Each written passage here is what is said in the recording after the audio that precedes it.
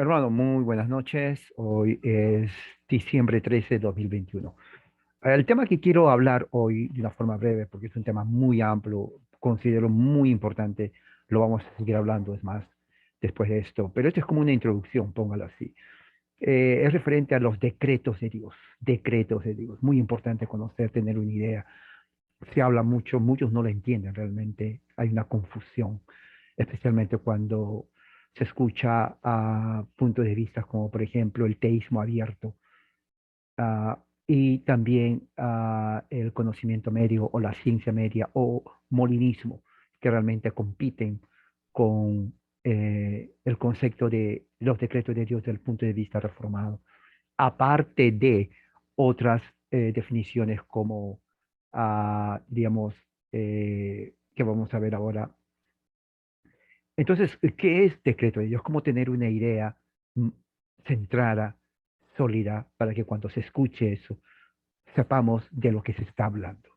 Bueno, voy a hacer, digamos, hablar acerca de esto de la forma más clara, sencilla, porque a veces no es tan sencillo por las definiciones, por las palabras que se usan, por los conceptos que se trata de definir, y cuanto más se define, a veces para muchas personas es más confuso, pero necesitamos entenderlo. Antes de seguir, vamos a hacer una oración. Padre, gracias por tu amor y tu misericordia. Que este momento sea un momento de poder entender y conocer tus decretos hasta nuestra mente finita puede entender. Sabemos que tú eres un Dios infinito y que nuestra mente no va a poder comprender ni siquiera, Señor, una fracción de lo que tú eres. Pero de acuerdo a tu palabra, revelada por tu Espíritu Santo, danos ese conocimiento. Danos, Señor, esa sabiduría que viene solo de ti para entenderte. En el nombre de Jesús. Amén. Bueno, ¿cómo se puede empezar para entender decretos de Dios? Esto está muy relacionado a la caída, prácticamente. La palabra caída en relación al aspecto teológico se conoce como lapsariano, un lapso. Un lapso significa una caída, una brecha, algo que dejó, algo que se quebró, algo que no sigue. Entonces, esa palabra lapsus se va conjugando en lapsariano, o sea, la caída. ¿No? Hay diferentes puntos o posiciones teológicas en cuanto a lo que es una posición lapsariana, o sea, posiciones de la caída. Eh, Eso lleva a que cuando se pone el orden de todo eso, se llama el orden de los decretos de Dios. Ahora, no es fácil, porque como dije al principio, cada uno, de acuerdo a su teología, pone los decretos de Dios en diferente orden y trata de no solamente de ponerlo arbitrariamente, sino de la forma más lógica que uno puede entender, de acuerdo a la escritura. ¿No? Algunos teólogos buscan entender la mente de Dios revelada en la escritura, ¿no? De una forma que lo estructuran de una forma lógica, de una forma en donde las relaciones son conceptuales entre los decretos de Dios. Ahora, eso no es fácil, porque no se trata simplemente de que, bueno, ya leí la Biblia, voy a hacer un decreto o el orden. No, no es fácil. Si bien es cierto, usted está libre de hacerlo, pero realmente no es fácil, porque usted tiene que conocer la escritura. Y muchas veces el problema está en eso, que mucha gente ha tratado de poner en orden, pero muchas veces no solamente eh, hay errores, pero también se llega al punto de la herejía. Entonces, de acuerdo al principio bíblico que Dios puso en la iglesia a profetas, apóstoles, pastores, eh, evangelistas, maestros, evangelistas, pastores y maestros. Entonces uno tiene que someterse a estos líderes oficiales que el Señor puso para que enseñe al pueblo. En el aspecto teológico, prácticamente entra ahí. O sea, tenemos que ser lo suficientemente humildes para reconocer que no sabemos todo, pero también al mismo tiempo que eso no nos retenga o refrene de estudiar, escudriñar la escritura de acuerdo al orden establecido en su iglesia, para que nadie invente o crea otra doctrina. Ya el mundo protestante evangélico está lleno de cantidad de divisiones, habidas y por haber, y siguen dividiéndose. ¿Okay? Es como que es su característica dividirse, y, y la división crea diferentes doctrinas dentro de lo que es protestantismo. Y es triste porque no hay respeto, no hay respeto no solamente a la congregación, no solamente al líder, pero a Dios mismo y a su palabra. porque cada uno cree y lo hace a su manera. Por eso que evangelicalismo, protestantismo, no va a haber nunca unidad. Tal vez suene un poco negativo, pero no va a haber unidad en ese aspecto. Volvemos al punto entonces lapsariano. La voluntad de Dios es una voluntad, o sea, no tiene una voluntad para diferentes grupos, es una voluntad eterna, ¿no? Y sigue un cierto orden lógico, ¿no? Entre realidades que existen en su creación. Hay cuatro posiciones principales que se conocen en cuanto al orden establecido por Dios, al orden de los decretos. La primera es la posición arminiana, ¿no? Esta orden lógica arminiana, ¿no? Busca enfatizar, escuchen bien, la voluntad del hombre o el libre albedrío en relación a la salvación, negando que Dios ha decretado, ¿no? quién va a ser y quién no va a ser salvo. O sea, la posición arminiana no niega la gracia de Dios, no niega que Dios es soberano. Ellos van a decir que sí, que sí, que sí. Pero dentro de esa afirmación, ellos protegen al libre albedrío. Mientras no se toque al libre albedrío, todo está perfecto. Se puede hablar de soberanía, hasta de predestinación y elección, mientras no se toque el libre albedrío en relación a la salvación. El segundo punto tiene que ver la posición amiraldiana. ¿Qué es la posición amiraldiana?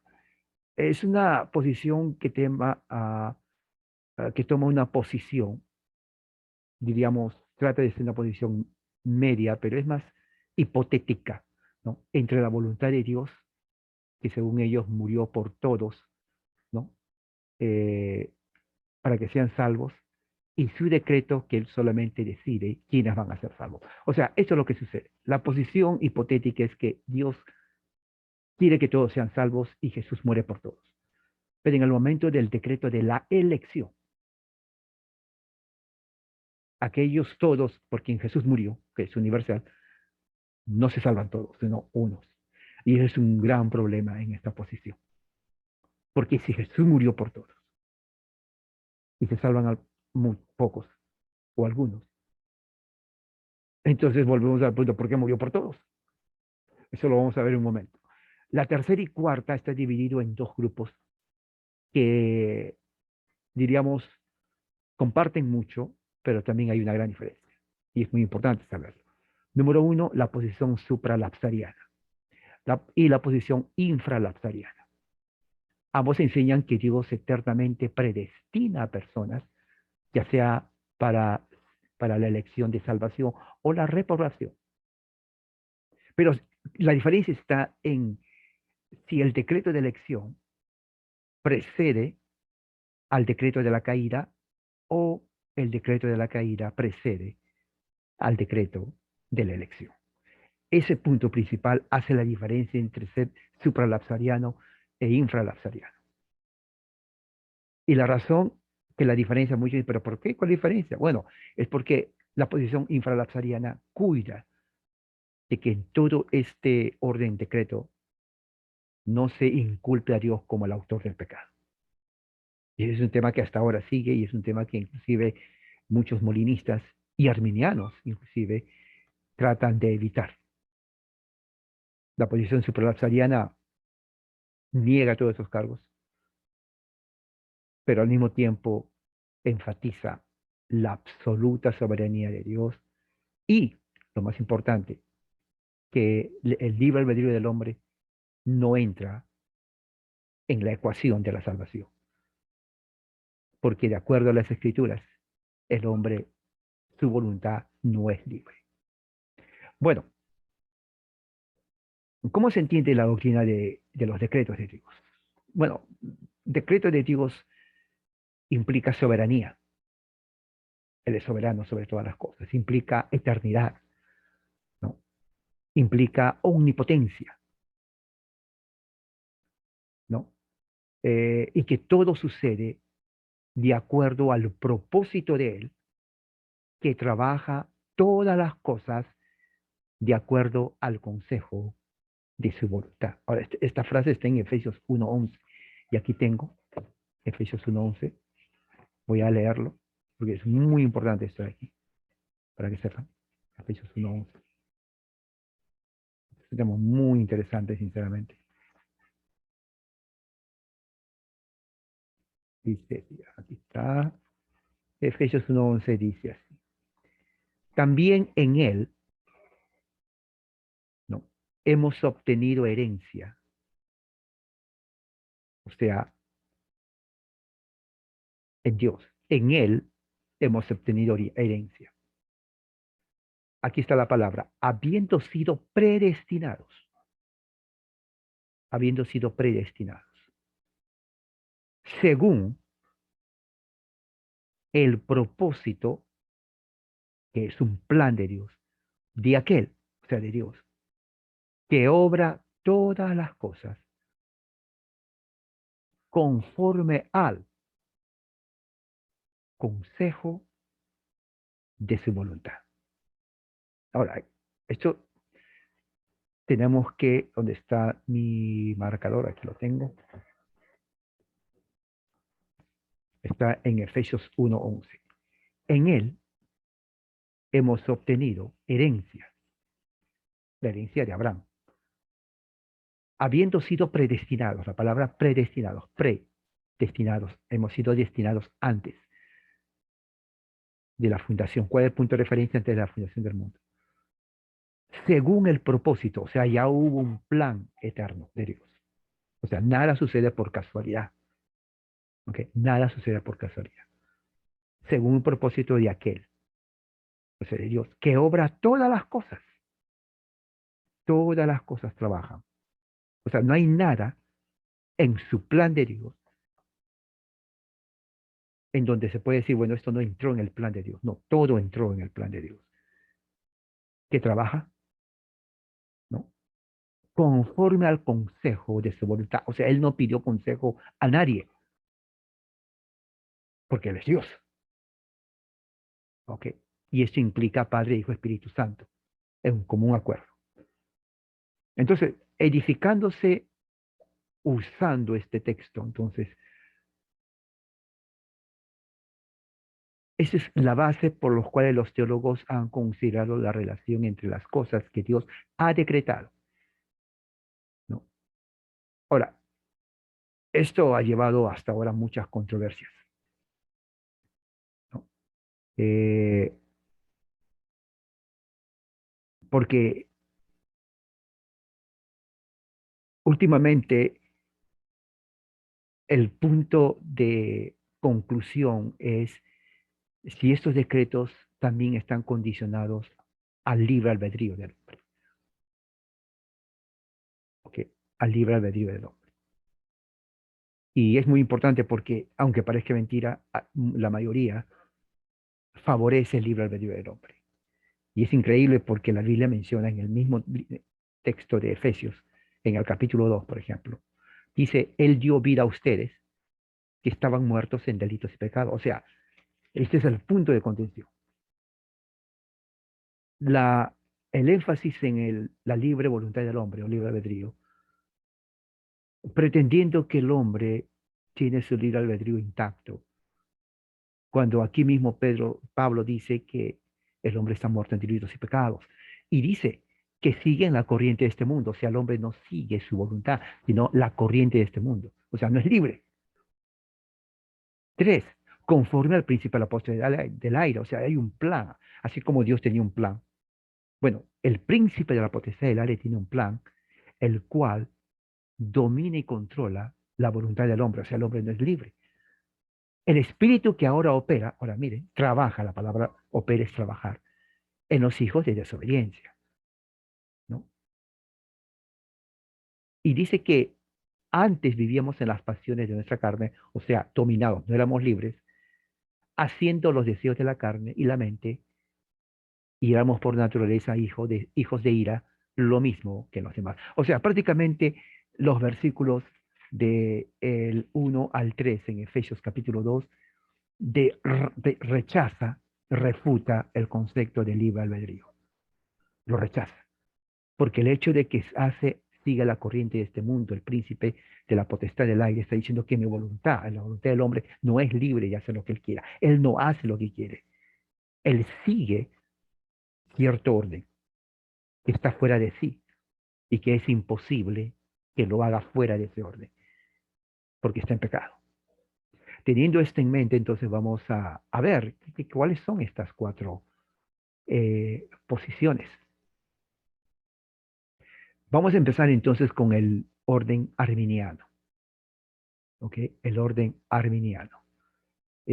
Basado en el orden arminiano, que viene de su creador, Jacobo Arminio, ¿no? Que prácticamente es la teología de la mayoría de las iglesias pentecostales y evangélicas dentro de ese aspecto, ¿no? De las sectas.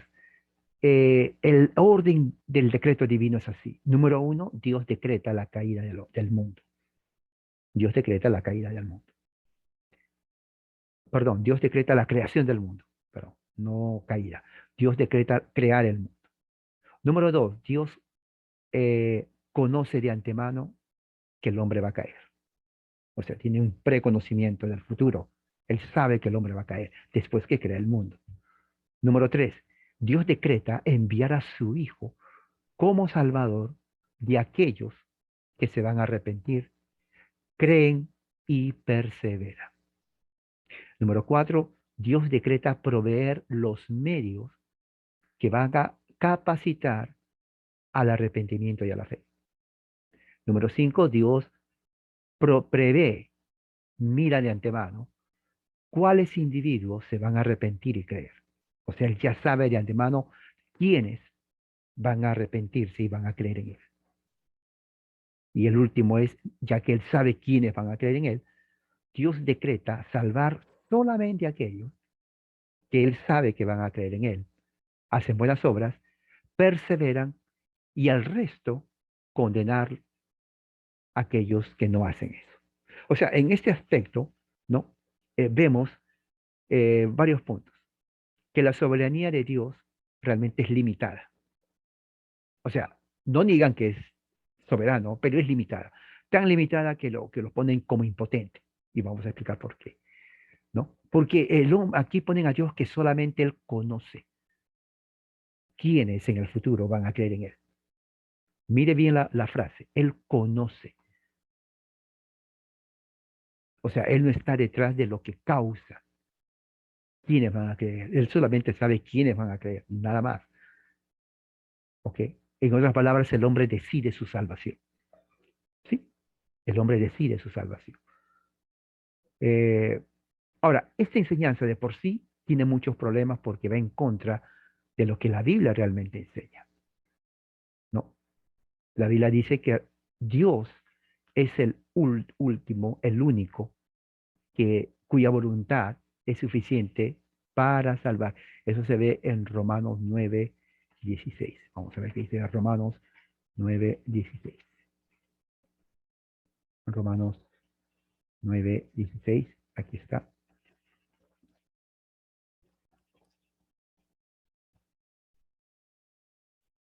Dice así. Ok. Así que no depende del que quiere. O sea, si alguien tiene libre albedrío, o yo quiero, no depende de ti. Tampoco del que corre, sino depende de Dios que tiene misericordia. Entonces vemos aquí que Pablo, anticipándose la pregunta, bueno, ¿y qué es la voluntad del hombre? ¿Qué es el libre albedrío? Pablo dice, tenga o no tenga libre albedrío, la decisión no es del hombre, la decisión es de Dios, de quien quiere tener misericordia. En el mismo libro de Romanos, en el capítulo 11, versículo 36, dice así Pablo, porque de Él, de Dios, por Él, de Dios, y para Dios son todas las cosas. A Él sea la gloria para siempre. Amén.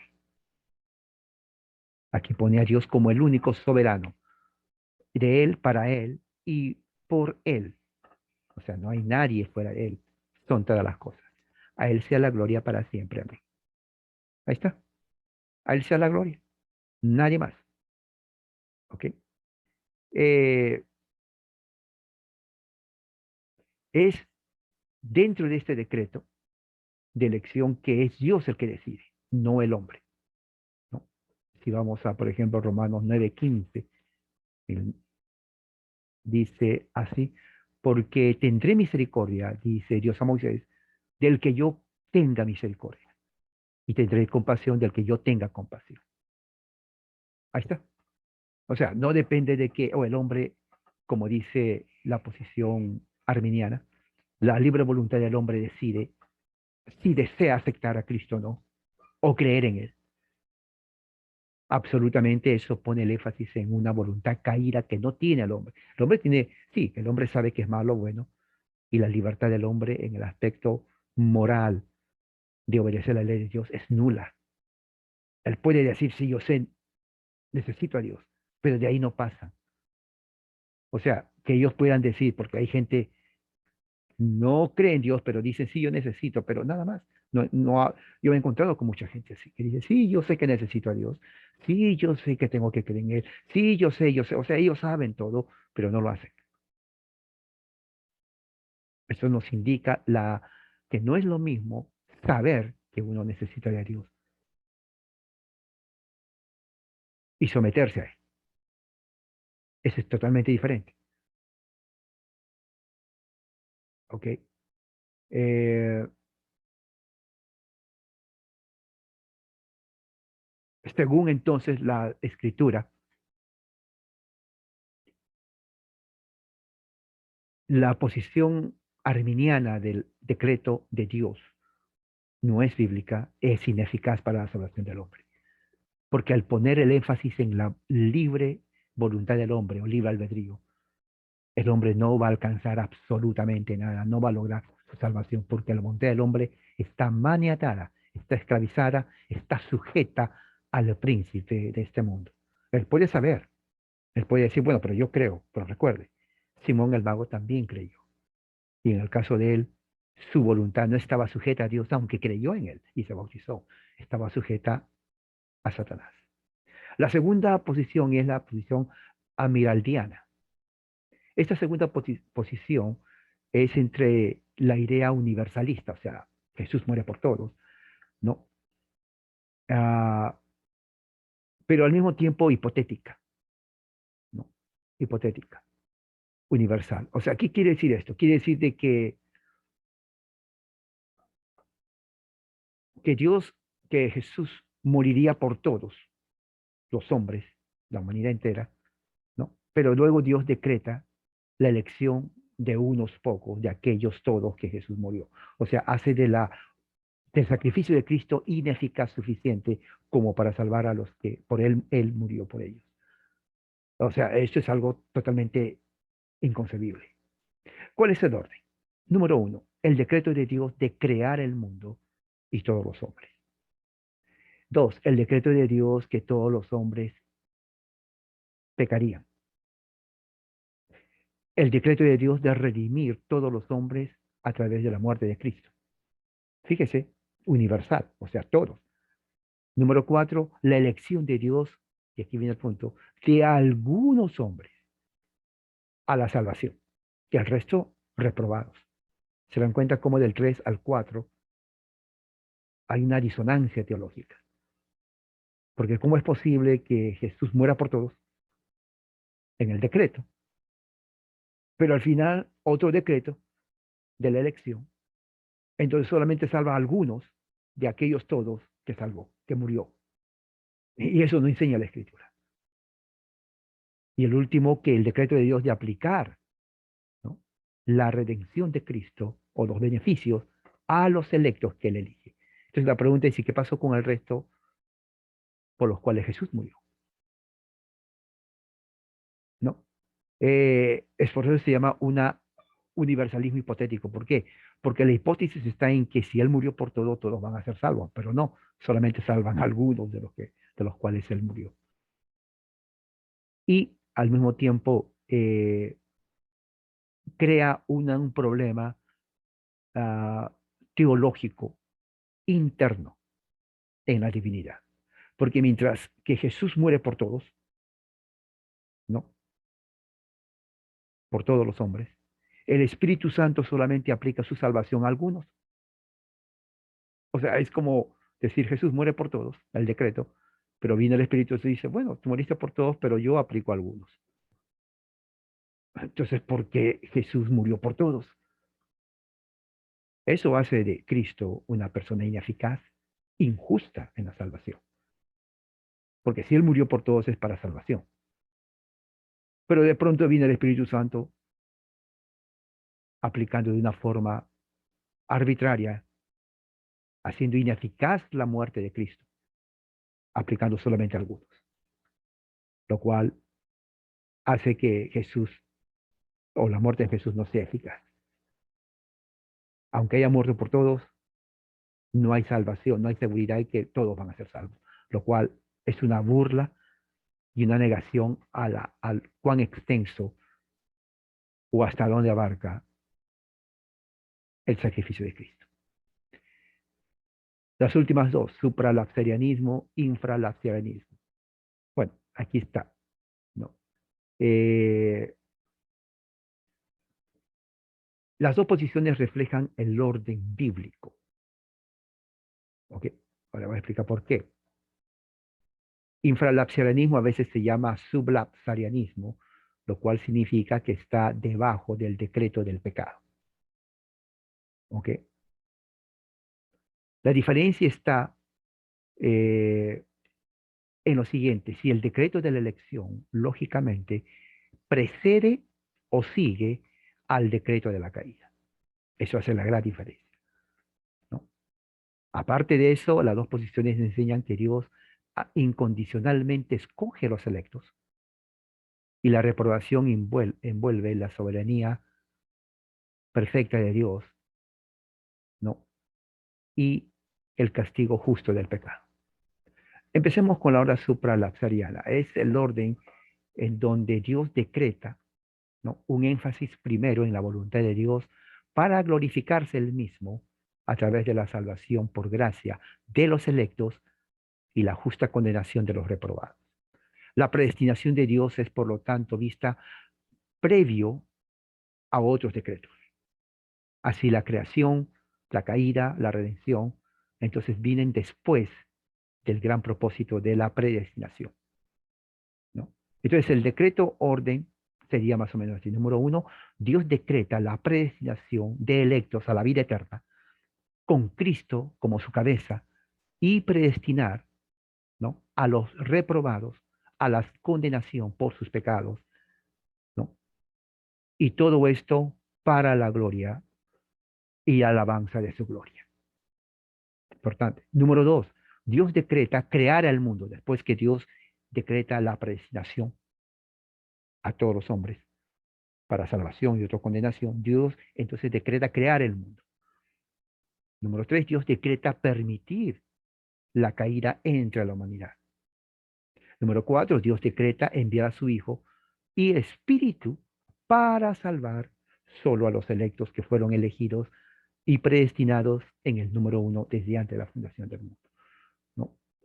Ahora, una de las cosas que esta posición supralapsariana es fuerte es porque está de acuerdo a la Escritura, ¿no? El lenguaje de Dios predestinando a los electos, aparte de cualquier condición o calificación de ellos antes o después que ellos hayan nacido. Entonces también ofrece una relación unificada de causa y efecto a los decretos de Dios como algo total, ¿no? Y es más racional de acuerdo a lo que enseña las Escrituras. En otras palabras, la caída del decreto, el decreto de la caída del hombre es explicada, ¿no?, después del decreto de la elección y la reprobación de Dios, ¿no? Ahora, hay críticos, cantidad de críticos, hay, inclusive en el campo reformado, ¿no? Hay eh, críticos que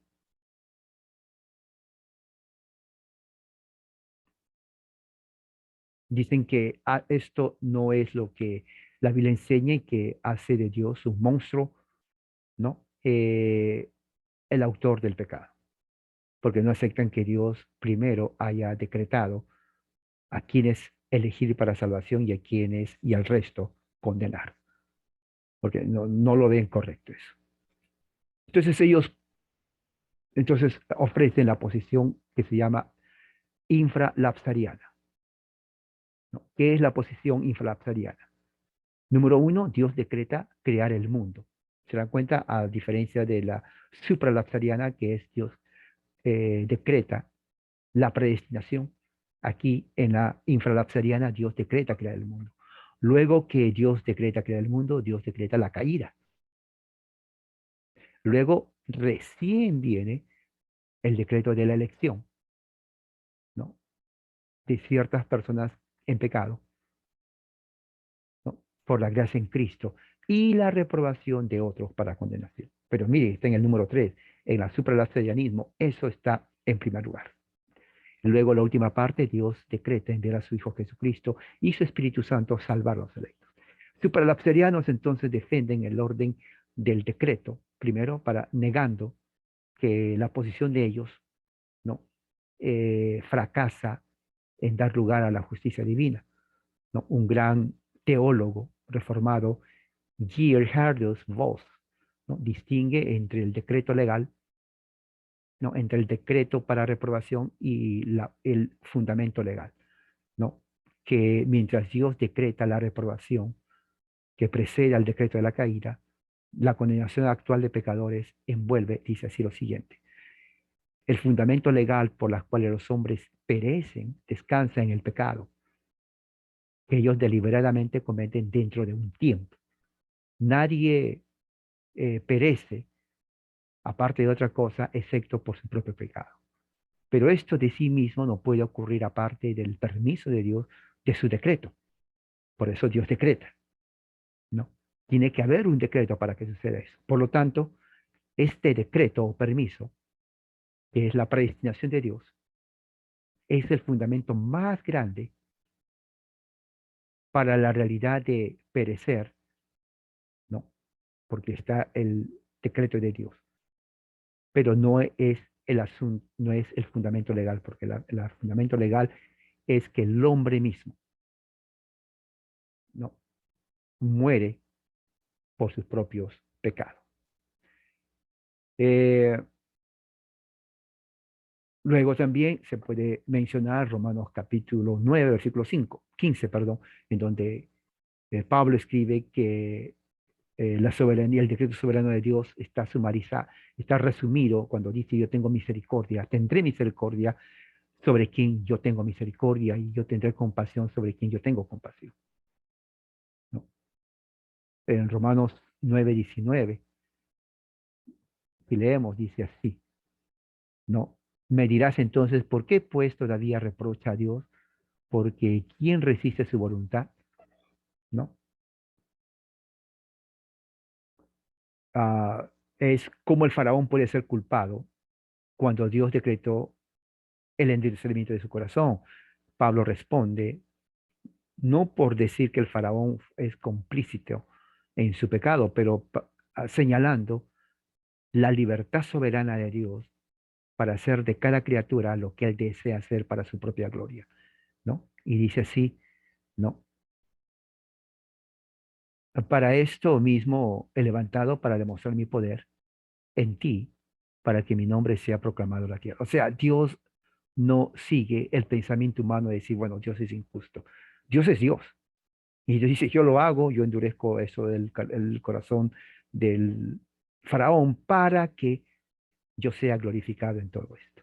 Ahora, esto tal vez no sea una respuesta que satisfaga el intelecto y la curiosidad de hoy en día de muchos teólogos y filósofos, pero es lo que Pablo, anticipando la pregunta, él responde de esa forma, en donde pone a un Dios soberano, no caprichoso, sino a un Dios soberano, ¿no? En Romanos 9:21 dice, por ejemplo, ah, al contrario, ¿quién eres tú, hombre, que le contestas a Dios? O sea, Pablo defiende a Dios y reprocha al hombre. ¿Por qué tú le estás cuestionando a Dios? ¿Qué es lo que están haciendo hoy día? Yo creo realmente que todos estos ah, líderes o apologistas del teísmo abierto, del molinismo, inclusive del arminianismo, están cuestionando a Dios. Y Pablo dice, ¿quién eres tú? ¿Dirá acaso el objeto modelado al que lo modela: ¿por qué me hiciste así? ¿Acaso no tiene el alfarero derecho sobre el barro de hacer de la misma masa unos para honra, otros para deshonra? ¿Y qué si Dios quiere demostrar su ira y hacer notorio su poder? O sea, en otras palabras, Pablo dice, bueno, Dios es Dios. No somos nadie para increparle o cuestionarle, pero ¿por qué me salvaste a mí o por qué no salvaste a la otra persona? ¿No? ¿Te acuerdas la pregunta? Si Dios es tan poderoso, dice el ateo y también los heréticos, si Dios es tan poderoso, ¿por qué entonces no hace que los que se van a perder sean salvos? Les convierta su corazón y sean salvos. O una de dos, o Dios es un Dios cruel, o Dios no tiene poder. Y fíjese, son atrevidos, arrogantes, los mismos que los judíos le decían a Jesús, ¿no? Eh, Otra cosa muy importante es que los decretos de Dios para elegir, ¿no? O reprobar a los ángeles tomó lugar sin referencia a cualquier otro decreto de su caída.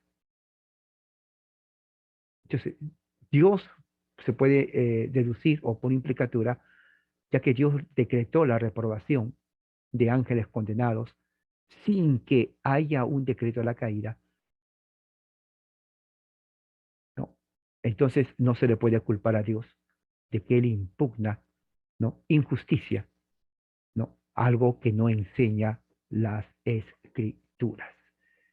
Eh, bueno, los infralapsarianos de todas maneras eh, tratan de defender que el nombre de Dios no sea pisoteado, atribuyéndole a Dios el autor del pecado, como autor de pecado.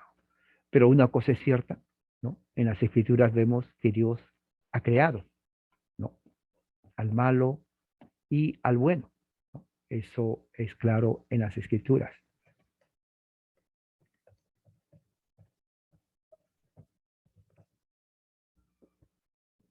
Eso se ve en Proverbios 16:14.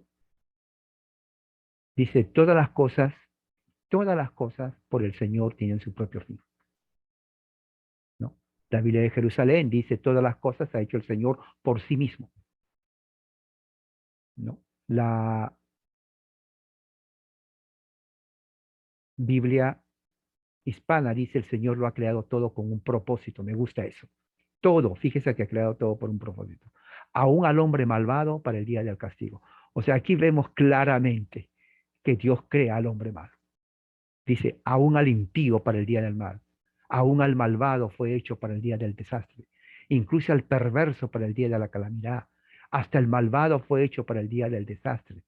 Hasta el malvado fue hecho para el día del desastre. El perverso fue hecho para el día de la maldad. Al malvado para el día del castigo, al malvado para el día del castigo. El impío está hecho para el día fatal, el impío para el día malo, al impío para el día malo, al malvado para el día malo, al impío para el día malo, al impío para el día malo, al malvado para el día del castigo. O sea, estamos viendo que Dios ha creado al hombre malo. Entonces, ¿cómo es posible que tanto molinistas, arminianos, teísmo abierto dicen, bueno, Dios no puede haber hecho eso, porque sería el autor del pecado? Pero Dios no comete el pecado lo cometen ellos. Entonces, ¿cómo va a ser el autor del pecado? No, no hay. Yo sería el autor del pecado si Dios cometería el pecado. Pero Dios no es pecado, Dios es santo.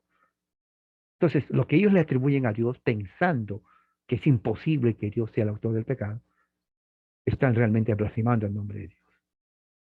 Porque aquí lo que está pasando es que Él demuestra, Dios crea todo para un fin, aún, aún al impío, al malvado, como dice aquí, al hombre malo, para el día de la calamidad y el castigo.